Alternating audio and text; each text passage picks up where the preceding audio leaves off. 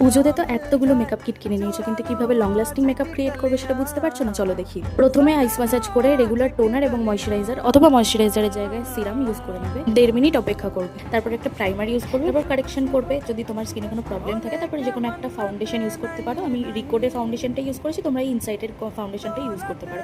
এরপর একটু highlighting concealer লাগিয়ে নেবে এই সমস্ত হাই পয়েন্টসে। এবারে ক্রিম কন্ট্রোল করে নেবে। এটা একেবারে অপশনাল, যাদের আমার মতো মিষ্টি কুমড়োর মতো মুখ আছে তারা এই স্টেপটা ফলো করতে পারো, আদারওয়াইজ স্কিপ করতে পারো। পুরো মেকআপটা সেট করার জন্য একটা লুজ পাউডার ইউজ করে নেবে। এক্সট্রা পাউডারগুলোকে ডাস্ট অফ করে ফেলবে। ইউজ করবে ব্রনজার। যারা ক্রিম কন্ট্রোলটা স্কিপ করেছো তারা শুধুমাত্র ব্রনজিং করে নিতে পারো ফেসটাকে। পছন্দ মতো একটা ব্লাশার ইউজ করে নেবে আর মেকআপটাকে লক করে ফেলবে ফিক্সার দিয়ে।